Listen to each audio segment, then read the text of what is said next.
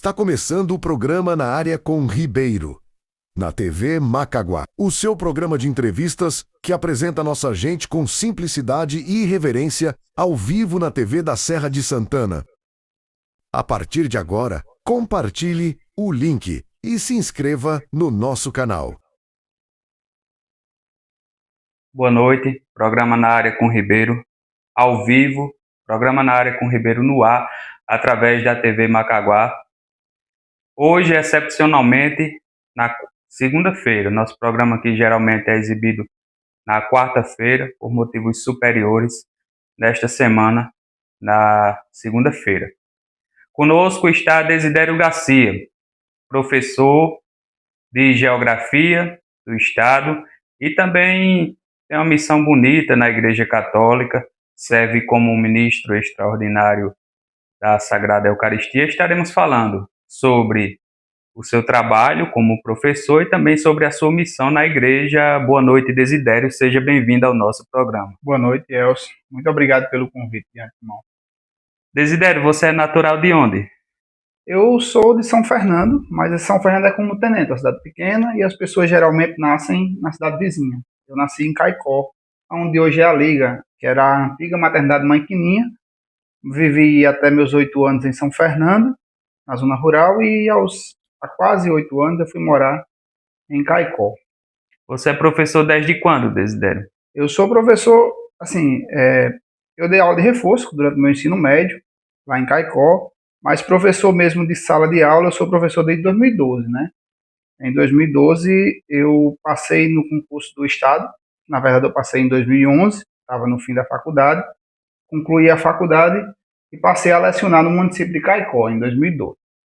Na faculdade foi onde eu conheci minha esposa, que aí é onde começa um pouco a mudança da minha vida, mas de antemão, desde 98 eu residi em Caicó, 2012 eu fui ser professor em Caicó, ainda já namorava com minha esposa, Juliette, que é aqui de Tenente, e fiquei lecionando lá, de 2012 até 2019, que é quando eu começo a mudar um pouco do trabalho para cá, mas eu já residi aqui em 2019. Eu era casado com minha esposa, morava aqui, mas trabalhava em Caicó. E em 2019 eu já tinha 2 vínculos, transferi um para Cerro Corá e fiquei com um em Caicó. E depois de várias mudanças, hoje eu tenho os 2 vínculos aqui na Escola Padre Simval, em Tenente Laurentino, na Escola do Estado. Desidério, você formou-se na Universidade Federal? Eu sou graduado em Geografia pela Universidade Federal do Rio Grande do Norte, onde também eu fiz mestrado. E antes do mestrado eu fiz especialização no Instituto Federal do Rio Grande do Norte, tudo em Caicó, na Universidade Federal do Rio Grande do Norte em Caicó, e no Instituto Federal de Caicó também, do IFRN de Caicó. Minha vida estudantil, ela se deu basicamente em São Fernando, até a primeira série do ensino fundamental, e depois eu estudei sempre em Caicó, sempre em instituições públicas. Fui aluno de escola do Estado, do segundo ano do ensino fundamental até o terceiro ano do ensino médio, e na graduação e pós-graduação eu fui aluno das instituições federais de Caicó. Professor, né? As aulas estão aí batendo as portas, atualmente está de férias. Mas, Desidério, fala um pouquinho sobre a jornada pedagógica, sobre como estão os preparativos para a volta às aulas. A gente, na escola, hoje eu assumo um cargo chamado coordenação diária, né? Eu sou professor coordenador da área de humanas, que inclui história, geografia, filosofia e sociologia. E como a gente está um pouco mais próximo da coordenação pedagógica, então, nessa perspectiva, eu comecei um pouquinho antes. Dia 2 de fevereiro, as férias se encerram dia 31 de janeiro, e dia 2 de fevereiro a gente voltou, tivemos a primeira reunião, mas a semana pedagógica mesmo da escola teve início quarta-feira. Não que a escola não já tivesse em atividade desde antes, né? Porque os coordenadores, a gestão administrativa, ela já tinha ido para Currais Novos algumas vezes, para reuniões pedagógicas, administrativas, e a gente, com os professores, a gente começou quarta-feira agora. Quarta, quinta, sexta, e a gente volta quinta. Quinta, sexta já é reunião de pais, e segunda-feira as aulas começam efetivamente. Mas professor é igual ao atleta. O atleta ele não só trabalha no dia que ele... É verdade. Que ele faz o jogo, ou no dia que ele faz o atletismo, né? Então ele treina antes. Então eu estava nesse momento em casa há pouco tempo elaborando aulas, né? Porque a gente vai começar as aulas e é muito bom quando a gente já chega com o material planejado, já chega com a aula, vamos dizer assim, preparada. Mas até que sexta não teremos aula de sala ainda. Desidério, temos boas referências de você como professor, mas você também tem uma bela missão na Igreja Católica. Como surgiu, quando você sentiu o chamado para servir no altar? Eu, na verdade, a gente tem no Brasil muito católico de IBGE. É aquele católico que o entrevistador do IBGE passa, pergunta qual é a sua religião, aí você responde, católico. Se tivesse a segunda pergunta, quando foi a última missa que você foi, você deixaria de ser católico. Mas até 2018, quando o IBGE passava na minha residência, eu respondi, eu era católico, naturalmente. Filho de família católica. Mas eu não tinha uma trajetória cristã católica. Em 2018, minha esposa já é de uma família mais católica, tinha vamos dizer assim, um caminho na igreja maior do que o meu, e nós fomos chamados para vivenciar o primeiro SCC dentro da Laurentino Cruz, em 2018. Lembro como se fosse hoje, a gente foi convidado, já faz 8 anos, isso, quase 8 anos, e eu fui meio assim, sem saber o que ia encontrar lá, e de certa forma, para não dizer um não, né? Enfim, as pessoas foram com tanto gosto lá em casa, lembro até o casal que foi até lá em casa hoje, até hoje eu lembro, foi Luciano e Alan, e convidaram, e a gente foi, e foram 3 dias, dos 3 dias mais magníficos da minha vida. Os 3 dias que eu vivi, aquela sexta, aquele sábado e aquele domingo. E de lá para cá, minha vida cristã caminhou. E eu acho que o SCC, ele mostrou o quanto Jesus ama a gente enquanto pessoa, enquanto casal, e lá eu vi o quanto Jesus ele amava eu, minha esposa e meus filhos. E daí nossa vida cristã caminhou, e daí eu fui ser, depois fui equipe de 5 do SCC, passei por outras funções, até que eu fui chamado para ser ministro da Eucaristia e ministro da Palavra, recentemente, né, nos últimos 2 anos, para ser mais exato. Desidério, de alguma maneira, a sua fé influencia na sua postura na sala de aula? Olha, depois que eu entendi que a fé ela é aquilo que mantém a gente vivo, quando eu vou fazer uma retrospectiva da minha vida, de quando eu era, não digo uma pessoa sem fé, eu acho que fé todos nós temos, seja fé em Deus ou fé nas coisas do mundo, todo mundo tem alguma fé. Até se você é ateu, você tem fé no que é material, né? Você tem fé que a vida é só isso. Mas depois que eu entendi que a fé é aquilo que nos mantém vivo, e todos os dias eu levanto, se eu caminho todos os dias é porque a fé me motiva, então a fé ela influencia toda a minha vida. E eu tenho fé que onde eu trabalho vai ser sempre um lugar melhor do que o que é. Não que seja ruim, mas que cada dia vai ser melhor. Que a igreja, as pessoas vão cada dia mais viver Deus de verdade, porque o cristianismo é amar ao próximo. Se você não está amando ao próximo, você é apenas um cristão de clichê, eu sou cristão.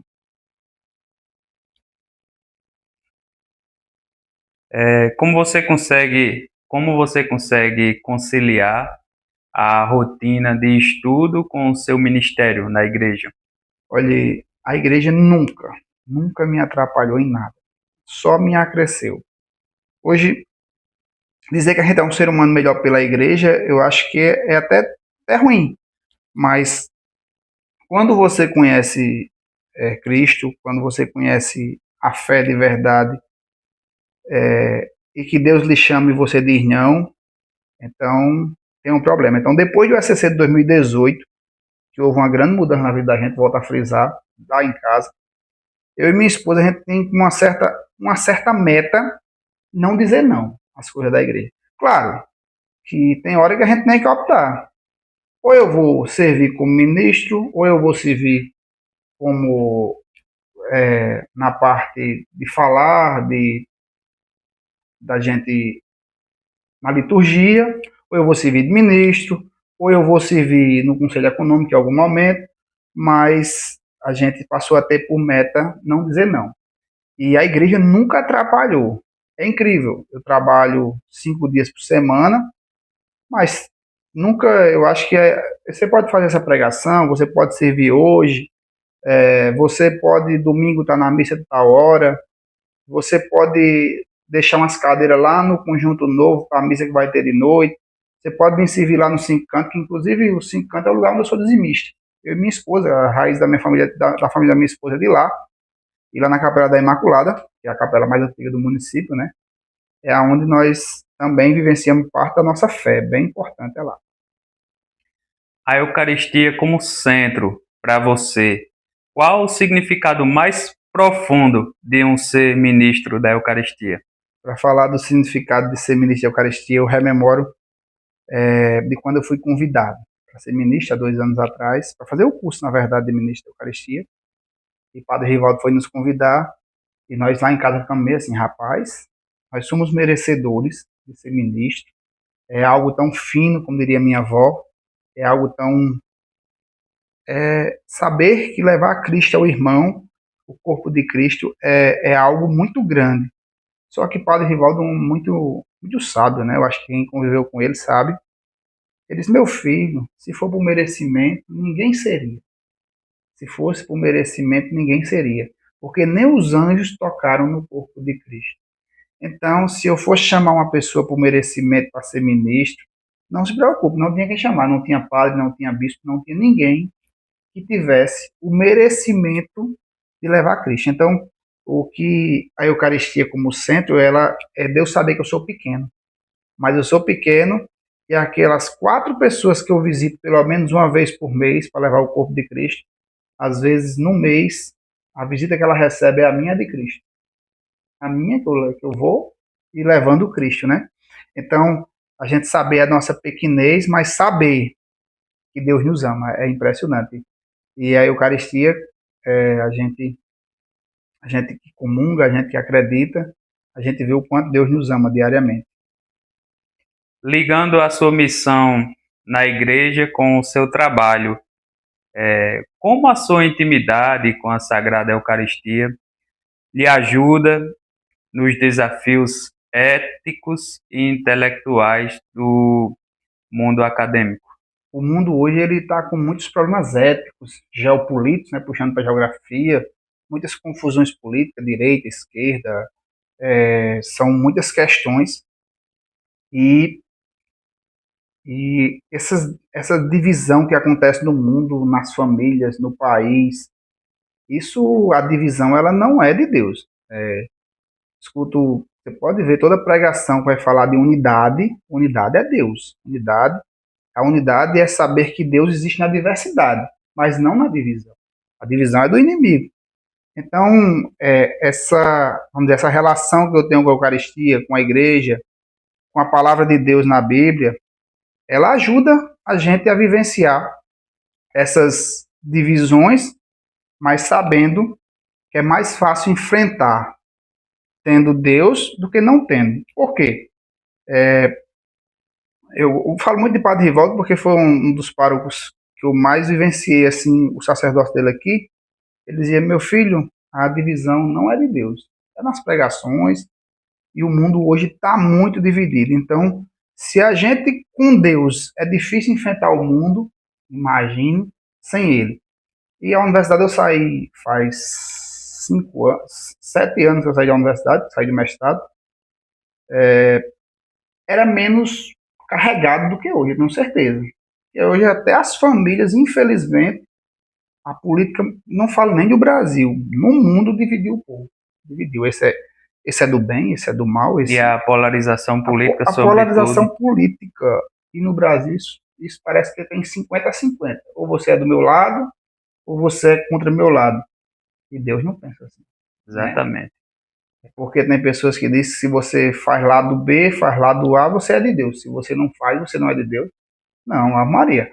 Eu acho que Deus ele quer saber o que a gente faz com o irmão. O amor ao próximo, né? O cristianismo é amor ao próximo. Então, se você faz para um irmão porque ele é do lado A e não faz porque ele é do lado B, não é cristianismo. Até porque se a gente fosse depender dos grupos políticos que tem hoje para digamos que, trazer um julgamento sobre a gente, sobre o que a gente queria, a gente estava perdido, viu? Porque os grupos políticos de hoje. E o senhor, até falando em grupos políticos, a Igreja Católica, eu fiz terceira etapa de ECC, fiz o ano passado. A Igreja Católica, ela não preza grupo A nem grupo B. Exatamente. Às vezes a gente pensa assim, não, nesse tema a Igreja Católica se associa mais a esse lado, desse outro. Por quê? A Igreja Católica tem uma coisa chamada doutrina social da Igreja. Então, a doutrina social da Igreja é baseada no ensinamento de Cristo. E esse baseado no ensinamento de Cristo, ele vai da preservação da vida até a preferência pelos pobres. Então, isso daqui é doutrina social da Igreja. Então, se um pensamento parece mais com isso ou um pensamento parece mais com aquilo, não é a Igreja, não é o que Cristo pensou. Porque a Igreja Católica, ela segue, como eu disse, a doutrina social da Igreja. Ela tem uma doutrina própria. Ela não se baseia em partido político, não se baseia em ideologia política. Então, a Igreja Católica, eu me lembro muito bem da terceira etapa, se você é católico e não entende que o que a Igreja Católica faz, a doutrina social da Igreja, e pensa que está em lado político, você não é católico. Ou não entendeu o catolicismo. Voltando sobre sua missão como ministro extraordinário da Sagrada Eucaristia, você pode compartilhar um momento assim, em que você levando a comunhão para alguém, você mudou a sua visão a respeito do mundo, você começou, através daquele momento, transformou a sua visão de mundo? Olha, tive dois momentos interessantes com a Eucaristia. Interessante não, bem profundos com a Eucaristia. Nós estávamos tendo uma festa, não sei se foi a de Santo Antônio ou a de São Francisco, que nós peregrinamos nas zonas rurais. Acho que foi a de Santo Antônio. Nós fomos para as zonas rurais e eu fui com o Tiago. O Tiago foi levando a Eucaristia e tinha uma adoração de tanto tempo, eu tive que vir em tenente e voltei. Cheguei lá, a gente distribuía a comunhão para quem estava na adoração com a gente. Eu me lembro que a comunhão caiu no chão e quem foi ministro formado na turma da gente, a gente sabe que o correto não é apanhar e comungar. Você pode até comungar a comunhão que caiu no chão, mas você se ajoelha, reverencia, porque a partícula que caiu ali é o corpo de Cristo, seja ela do tamanho de um pó ou do tamanho de uma partícula grande, né? Eu me lembro que eu estava bem atribulado no dia e me ajoelhei, Tiago veio, pegou o corporal, tirou a comunhão do chão, botou água, purificou aquele local. E eu disse, rapaz, eu não estava conectado com Deus hoje, mas a comunhão que caiu no chão me conectou. E a outra foi o ano passado também, nós lá no altar, não sei se eu estava servindo na Eucaristia ou se eu estava servindo na liturgia. E vinha com os problemas pessoais, coisas normais, mas buscando uma resposta, né? Em certo momento, na elevação da Eucaristia, quando o Padre Rivaldo elevou a Eucaristia brilhou. Aí você poderia pensar, não, isso foi um feixe de luz e tal, mas para mim não foi, né? Para mim foi, a Eucaristia brilhou para mim mesmo. E quando eu cheguei em casa, eu fui contar à minha esposa, ela disse, pois eu tive a mesma percepção, a Eucaristia brilhou para mim também. Eu disse, pronto, então não foi só uma percepção minha, né? E nesse dia nós conversamos muito, eu e minha esposa, e foi assim um divisor de água na minha vida, o dia que a comunhão brilhou para mim. Eu até me pergunto, Senhor, será que era minha falta de fé? Se for, obrigado pela resposta, né? Então, esses dois momentos, a Eucaristia, ela me respondeu muito. Mas levar a Eucaristia para as pessoas que eu atendo, são 3 casas e 4 pessoas das 3 casas, é interessante, né? Hoje eu estou na coordenação do ministro, você sabe, né? Eu, minha esposa, Tiago e Tico. E quando a gente faz as formações, eu costumo dizer muito, pessoal, você vai levando o mais importante para o idoso, para a pessoa acamada, que é o corpo de Cristo. Mas, pelo amor de Deus, não chegue lá, dê a comunhão e corra, não. Corra que eu digo é um modo de falar, né? Dar a comunhão e sair e virar as costas. Parece que você vai deixar fogo, como diria o povo antigamente, né? Então, eu digo, aqueles 30 minutos que a gente passa lá, às vezes é os 30 minutos que aquela pessoa teve de visita naquela semana, naquela quinzena. Então, levar a comunhão é interessante, porque até as pessoas que eu acompanho, eu tenho a percepção que como já faz um ano, mais de um ano que eu acompanho, eu tenho a percepção que eu sei até o que elas vão conversar, os assuntos que elas gostam, e elas se sentem bem conversando. E às vezes você é a única pessoa que escutou aquela pessoa. Então eu digo 30 minutos. Vá lá. Se você tem 4 casas, é 2 horas que tem que sair de casa. Não que seja uma regra, mas isso é um pedido que eu faço para a gente poder levar Jesus com, vamos dizer assim, com mais amor ao próximo. Desideri, na condição de ministro da palavra, como você se sente ao trazer a palavra de Deus, ao evangelizar? Na verdade, ministro da palavra, hoje aqui na internet nós temos 4, né? É eu, Marcinha, Heitor, e minha esposa fez o curso e não recebeu a veste porque estava de resguardo agora em janeiro, agora em dezembro. Até padre José Mário disse que quando o bispo vier aqui vai conversar essa situação com ele. E eu sou muito falastrão, zoadento, brincalhão, gosto muito de resenha, inclusive na igreja, eu acho que é perceptível, né? As pessoas que a gente tem amizade, a gente faz muita resenha. E eu sempre fui muito resenheiro, zoadento. Um colega meu do curso de filosofia, que eu não concluí, me chamava Mudim. Era uma ironia, né? Dizia, lá vem um Mudim. Mas eu nunca pensei em usar a palavra para falar de Deus, né? Nunca pensei. Aí veio o SCC em 2018, como eu volto a frisar, que ele me trouxe me trouxe para o catolicismo de volta. Apesar de até 2018 eu era batizado, primeira Eucaristia, crismado e tinha matrimônio na igreja, mas não era vivo a chama do sacramento na minha vida. E com esse chamado, aí após o SCC, veio o segundo SCC que nós servimos, depois fomos ser equipe de 5, e daí as coisas foram aparecendo. Teve uma noite lá nos 5 cantos, que era a noite do SCC, na Festa da Imaculada, e pediram para eu e minha esposa partilhar a palavra. Nós partilhamos, normal, sem nenhuma expectativa. Depois veio o ministério da Eucaristia, da Santa Eucaristia. E quando você é ministro da Eucaristia, você também é ministro da palavra, automaticamente, por mais que você não tenha o ministério da palavra como eu recebi, eu, Marcinho e Heitor, mas você proclama o evangelho.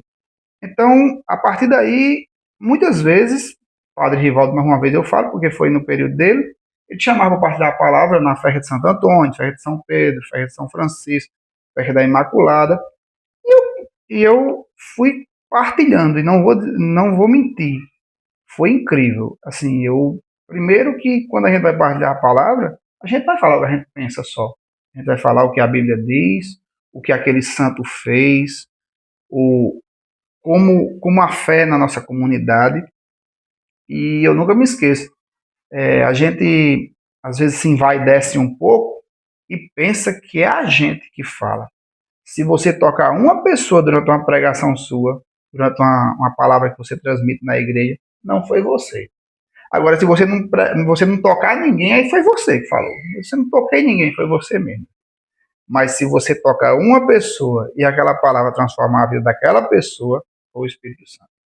Então, depois que eu aprendi que eu falo de Deus e para Deus, então isso aí foi muito bacana na minha vida. Então, eu gosto muito de transmitir a palavra, de levar a palavra à frente. Muitos veem a ciência e a fé como campos opostos. Eu acho que você já se deparou com isso na universidade, na escola. Como você trabalha essa questão com seus alunos? A gente que é da educação, a gente trabalha no viés da ciência, né? Eu não tenho como chegar na aula de geografia e eu até tenho, dizer assim, essa aqui é a visão cosmológica, essa daqui é a visão cosmogônica, né? A criação por Deus, criação pela natureza, vamos dizer assim. Mas a gente professa a ciência, a gente diz o que a ciência diz, mas a ciência tem um limite. Tem um limite. Quando meu aluno pergunta, mas professor, Você acredita que existe a criação, vamos dizer assim, a gente fala do Big Bang, né? O Big Bang é perfeito, a teoria do Big Bang. Houve uma grande explosão, se originou o universo, as galáxias, só que a ciência esbarra numa questão filosófica que a gente diz na filosofia, a questão do antes. A ciência ela não explica o antes. E antes? E antes do Big Bang tinha o quê? Não, tinha uma massa super concentrada. E antes dessa massa tinha o quê? Pronto, a ciência ela tem uma barreira natural, que é o antes. Vamos dizer assim, uma questão filosófica do antes. Eu até deixo para um colega meu, Valdemar, muito inteligente de filosofia, falar, mas ele não está aqui hoje, quem estou falando. Então existe a barreira do antes na filosofia, na ciência. A ciência ela explica até certo ponto, dali para frente ela não explica mais. Aí eu vi uma entrevista, tem um cara chamado Sacani, que é da USP, ele é ateu, mas muito tranquilo. Ele entrevistando um rapaz aqui do Nordeste, que é Domingos, que ele é um autodidata, esse rapaz, né? Aí ele entrevistando um rapaz, ele disse: sua fé, você acredita que Deus fez isso? Você é um cientista? Ele disse: a ciência é uma fezinha, e acreditar em Deus é uma fezona, é uma fé grande. Aí eu já inverto. Acreditar na ciência é uma fé muito grande. Você acreditar na ciência limpa e seca, vamos dizer assim. Tô entendendo. Você acreditar que do nada nós viemos e por nada nós voltaremos, é muita fé. Ser ateu exige fé. Você acreditar que existia nada antes das trocentas gerações que você existiu. Tendo em vista todas as perfeições todas as que perfeições. existem. E você vai voltar... Sobretudo no corpo humano. Isso, e você vai voltar por nada. Né? Então, assim, é muita fé. Aí, para acreditar em Deus, para mim, é pouca fé. Eu tenho certeza que Deus existe, certeza mesmo. Isso é uma certeza pessoal minha, né? Mas, rapaz, se eu não acreditasse em Deus, eu já tinha surtado. Porque, veja, rapaz, eu vim do nada, por nada eu vou voltar. Eu sou só uma alegoria desse mundo aqui. Então, você precisa de muita fé para acreditar que Deus não existe. De muita fé. Então, meus alunos, eu trabalho o Big Bang, a explosão, a expansão do universo, certo? Tudo tranquilo, isso aí a ciência explica e é bem correto. Mas a Bíblia ela é perfeita, ela diz assim, quando Deus, tem uma expressão latina, quando Deus diz se faça-se a luz, é fiat lux, faça-se a luz. E o que é o faça-se a luz? É a explosão que gerou toda a luz do universo, né? Então a ciência ela vai até o antes, até a questão do antes para trás ela não passa. E a explicação divina ela passa do antes.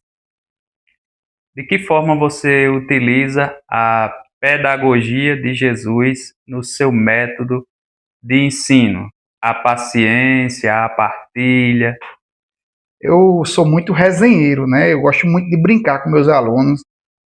Todo canto que eu passo, os alunos me chamam de feio ou de careca, né? Careca eu não sei porquê, eu acho que eu tô ficando calvo, né?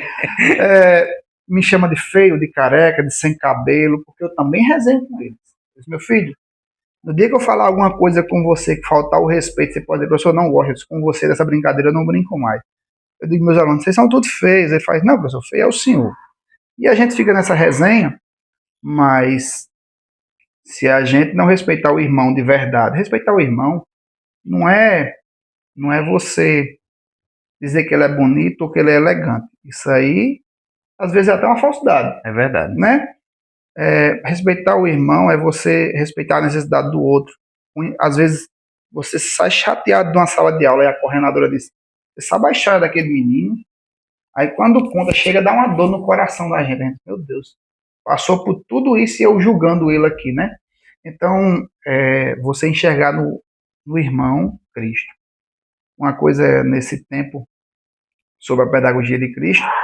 Eu sou professor de geografia, mas no integral tem uma disciplina diferente. E eu dava uma disciplina chamada cordel. Né?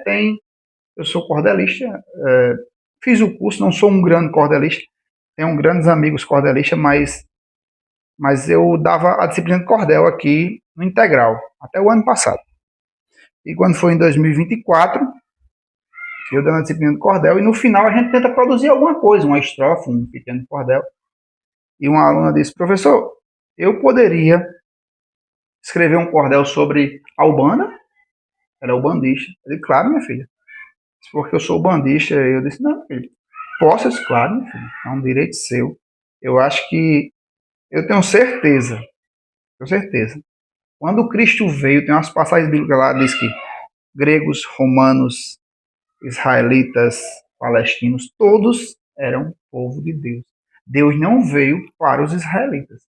Ele veio confirmar o Antigo Testamento, que viriam um da linhagem de Davi, mas que ele veio para todos. Jesus, quando Deus veio em carne em carne e alma, ele veio para todos, né? E a menina escreveu o cordel dela e foi uma das pessoas que mais conseguiu produzir. E eu ia dizer o que eu era, que ela não poderia produzir porque era sobre a Ubanda, e se fosse sobre a religião católica poderia? Não, eu acho que a gente enxergar no irmão como Cristo faria. Não, meu filho, Cristo te ama e isso é pedagogia. E, e não só com o aluno, eu acho que com o colega, com o pai do aluno, que às vezes a gente tem a chateação da gente, porque apesar da gente seguir a pedagogia de Cristo, infelizmente nós não somos Cristo, né? Nós não somos perfeitos, né? A gente tem as nossas imperfeições. Desidério, qual o maior desafio de ser um testemunho cristão dentro de uma instituição de ensino hoje? Eu acho que não só na instituição de ensino, mas em toda a sociedade, a gente entender que o outro é seu irmão, e nós temos isso na instituição de ensino. Às vezes a gente pega pessoas que parece que está ali para testar seu limite, alunos, pais de alunos, às vezes até alguns colegas, você diz, não, ou eu penso muito diferente, ou é muito estranho. Mas quando você enxerga no outro, o irmão que Deus falou, o seu próximo, que você se dispõe a ajudar, seja até num planejamento, um colega que tem mais dificuldade ali com o notebook, tem mais dificuldade com a tecnologia, seja aquele aluno, a gente na parte de Simval nem fala de mim, mas fala de muita gente boa que tem aí, pessoas que, às vezes a aluna engravida, a gente faz um chá de fralda ali, leva uns perfumes, uns sabonetes, umas fraldas, uns lenços umedecidos, coisa que muita gente faz. Me lembro muito da professora Geisa, ela sempre encabeça essas ideias, eu acho muito bacana, uma pessoa que dá testemunho do cristianismo sem fazer zoada, sem poder alardar, sem alardar para o mundo, né? E a gente sempre tem essa perspectiva, e eu digo muito na escola, para além do profissional que eu sou, se um colega precisar da nossa ajuda, um aluno precisar da nossa ajuda, e a gente não ajudar em nada, não é cristianismo. Apesar de eu nem falar em cristianismo, mas a gente está ali para ajudar. Se fosse simplesmente para ganhar o salário e trabalhar, é algo muito vazio. Qual conselho você daria para um jovem que sente o desejo de servir, mas receia que isso interfira no seu profissionalismo, no seu trabalho? Para um jovem, é o seguinte, eu sou muito feliz por servir aqui na Igreja de Tenente, porque a gente serve ao lado de muitos jovens, né?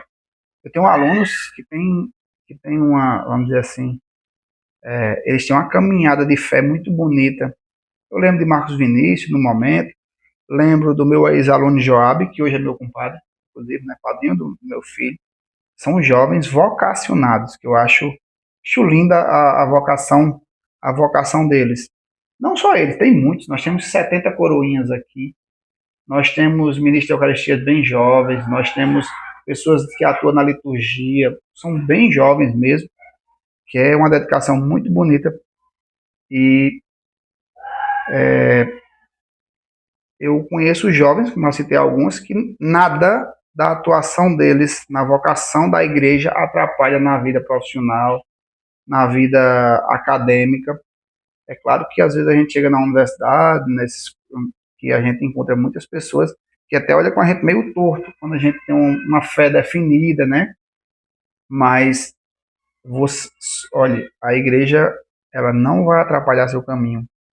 De 2018 para cá, eu sou, não poderia dizer um servo na igreja, né? Um servo que eu digo que eu estou para servir, e minha vida profissional melhorou, minha vida familiar melhorou. Eu não conheço um setor da minha vida que tenha piorado. Então, você que é jovem também não vai piorar. Agora, tudo na vida é a gente saber dividir. Se eu sou aluno lá na universidade em Currais Novos, seja ela particular, pública, no Instituto Federal, e eu tenho aula 5 dias por semana, naqueles 5 dias, em 95% das vezes, eu não vou poder servir naquele horário, mas eu posso servir no sábado, no domingo, no feriado.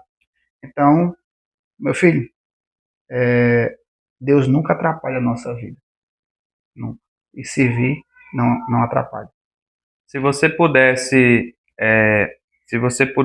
resumir sua missão em uma frase que conecte o púlpito da aula e o presbitério da igreja, qual seria? Eu até rabiscando, eu fiz umas anotações aqui, de acordo com os temas que temos passado, e eu botei uma passagem aqui, eu sei, na vida da gente não temos como separar nossa profissão da nossa fé.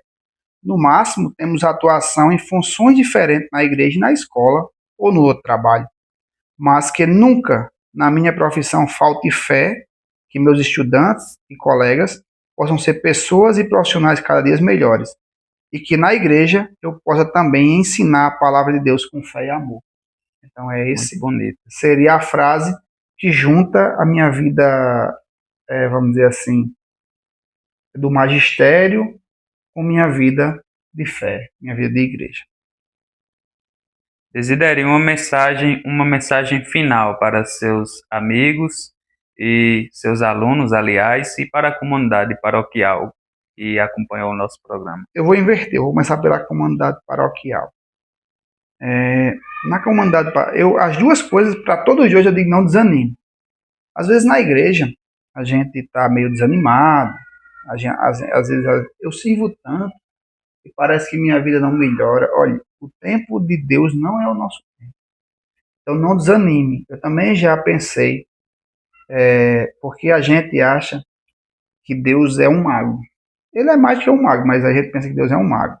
Eu fui ali na igreja hoje, rapaz, servi na liturgia, pronto. Agora Deus vai resolver todos os problemas da minha vida amanhã. Já amanhã de manhã eu já vou amanhecer com um bom emprego, já vou amanhecer com uma bela família, se for o meu plano casar, e já vou amanhecer completo do Espírito Santo. Não, não é assim. Deus não é esse mago que faz mágica na ponta dos dedos. Ele faz muito mais do que isso, mas não é assim que funciona. O tempo de Deus, às vezes, na conversão da gente, a gente pensa que é assim, na hora que eu me converter, acabou o problema. Não é. Não é. É uma caminhada lenta. Então, você está na igreja, você está servindo, você às vezes pensa que não está sendo recompensado.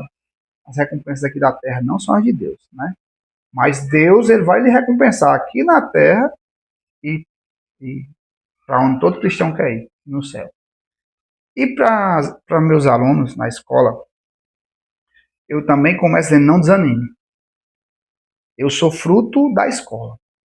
Eu sou filho de pessoas pobres, fui criado por agricultores, eu e meus irmãos, e na prática, a vida da nossa família, eu e meus irmãos, ela foi revolucionada pela educação. E de escola pública, como eu falei, estudei em escolas municipais, estaduais e federais. Sempre escola pública, principalmente pelo motivo de não ter a condição financeira de ter uma escola particular. E hoje eu e minha família, nós temos empregos, nós temos bons trabalhos, vivemos do nosso suor, mas esse suor de hoje ele é muito resultado daquele período de estudo. Quando a gente vai calcular, eu tenho 34 anos, a gente vai calcular, eu comecei a estudar com 4 anos e parei com 27. Parei, que eu digo, de ir à universidade, né? Mas eu penso em fazer um doutorado, não sei quando. Então eu parei com 27, eu tinha estudado 23 anos. Até os meus 27 anos eu tinha passado muito mais tempo na escola do que fora dela. E por ironia do destino, quando eu saí da escola, eu fui ser professor. Né? Quando eu saí da universidade lá na graduação, fui ser professor. Então, não desanime, nem na igreja, nem na escola. Para meus alunos eu digo, olha, às vezes a gente está fazendo algo e pensa que não está dando resultado, mas está. Aquele livro que você leu, aquela questão de matemática que você resolveu, aquela questão de Enem que você errou e foi pesquisar para acertar, isso daí está dando resultado. Não hoje, certo? Então eu levei 23 anos para ter vamos dizer assim, um bom emprego. Às vezes a gente quer resolver em 6 meses, né? Então, a mensagem que eu sempre digo, não desanime. Não desanimar é ter fé. Fé na igreja, fé na escola, fé na vida. Muito obrigado. Desidério, foi muito boa a conversa. Agradeço muito por você ter aceitado o nosso convite. Que Deus continue abençoando o seu trabalho e a sua missão. Eu que agradeço, né? Eu não, só mais um adendo, né? Eu não sou laurentinense, né? Mas já fazem 10 anos que eu moro aqui. Fez 10 anos, dia 9 de janeiro. Que eu me mudei para cá no dia que eu casei. Cheguei de mala e cuia, como diz. Dia 9 de janeiro, minha esposa tinha passado no concurso daqui do município e eu vim para cá. Porque eu era do estado, eu poderia trazer o estado para cá, assim como aconteceu, de verdade. Deus foi providente na minha vida. E com isso a gente veio para cá e hoje nós construímos uma família muito linda. Eu, minha esposa, a Juliette, que é professora também, nos conhecemos na universidade, coincidência. Minha filha Maria Alice, já tem 8 anos, uma menina maravilhosa, e nosso filho João, que veio coroar a nossa família. Hoje somos 5, porque 4 aqui na terra e um bebê da gente que Deus não deu para chegar nos nossos braços. Então, nós somos muito felizes e Tenente nos faz um bem danado. Esse foi o programa Na Área com Ribeiro. A próxima quarta-feira de cinza, excepcionalmente não iremos exibir o programa, por isso foi exibido hoje, na segunda. Na quarta da próxima semana estamos definindo ainda o convidado e para dia 4, já confirmado, Padre Zé Mário estará conosco aqui. Iremos conhecer um pouco mais do nosso pároco, do perfil do nosso pároco. Que Deus abençoe e até a próxima.